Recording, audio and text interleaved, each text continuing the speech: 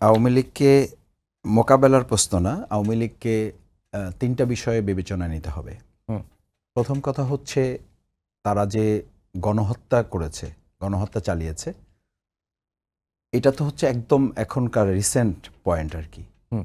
এর বাইরেও যদি আপনি চিন্তা করেন ২০০৬ সালের ২৮ অক্টোবর থেকে তাদের এই বাংলাদেশের ম্যাসাকারটা শুরু হুম। এবং একই দিনে ঢাকা সহ সারা দেশে প্রায় ৩৩ জনকে হত্যা করা হয়েছিল শেখ হাসিনার সরাসরি নির্দেশে লগি বইটার মাধ্যমে।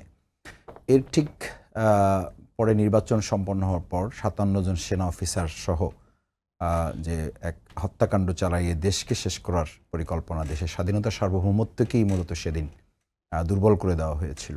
সেটির পিছনেও শেখ হাসিনা এবং আওয়ামী লীগের বেশ কতিপয় নেতাদের সম্পৃক্ততা ইতিমধ্যে প্রায় প্রমাণিত।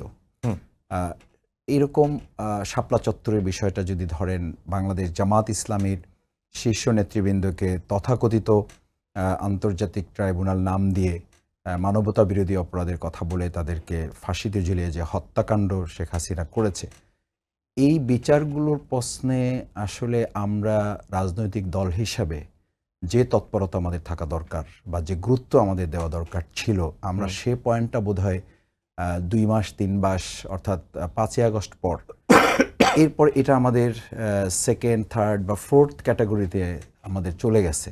এটা দুর্ভাগ্যজনকই বলতে হবে। এটার জন্য জামাত, বিএনপি বা অন্যান্য রাজনৈতিক দল যারা আছে, ১। ২ হচ্ছে যে এই বিচার প্রলম্বিত যত বেশি হবে আওয়ামী লীগ তত বেশি আশকারা পাবে। আমরা ছাত্রলীগকে নিষিদ্ধ করতে পারলাম, আমরা আওয়ামী লীগ তাদের গডফাদার বা আওয়ামী লীগ তাদের গডমাদার, সেই জায়গায় আমরা তাদেরকে নিষিদ্ধ করতে পারলাম না কেন?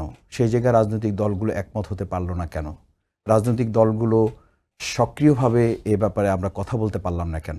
এই দায়ভার আমি মনে করি রাজনৈতিক দল হিসাবে নিশ্চয়ই আমাদেরকে নিতে হবে এবং সেই ক্ষেত্রে জামাত ইসলামী তার জায়গা থেকে পরিষ্কার বক্তব্য দিয়েছে যে নির্বাচনের প্রশ্ন আমাদের যত গুরুত্বপূর্ণ তার চেয়ে আওয়ামী লীগের বিচারটা অনেক বেশি গুরুত্বপূর্ণ। কেন গুরুত্বপূর্ণ? ৩টি জিনিস আপনাকে সামনে রাখা খুবই জরুরি।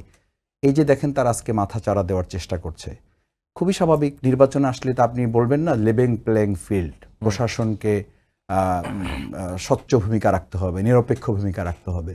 তো যদি আওয়ামী লীগ, আমি আপনাকে যদি খুব নৈতিক জায়গা থেকে জিজ্ঞেস করি যে আওয়ামী লীগ যদি এই কোশ্চেন তোলে যে কেন আমি রাজপথে মিছিল করতে পারবো না, ওয়াই, এই জবাব আপনার কাছে কি আছে? আমার কাছে কি আছে? এই জবাবের তো আমাদের প্রশাসনিক, নির্বাহী, রাজনৈতিক, বিচারিক ৩ দিক থেকে আমাদের সুবিধা ছিল। বিচারিকভাবেই তাদেরকে তো এতদিনে তাদেরকে নিষিদ্ধের তালিকা নেওয়া সম্ভব ছিল, নির্বাহী ক্ষমতা বলে নেওয়া সম্ভব ছিল। সেই জায়গায় যদি রাজনৈতিকভাবে আমরা ঐক্যমত হতে পারতাম বা বৃহৎ রাজনৈতিক দলগুলো, সেই জায়গায় তো আমরা ভিন্ন কথা শুনেছি, ইনক্লুসিভ রাজনীতির কথা আমরা শুনতে পাচ্ছি।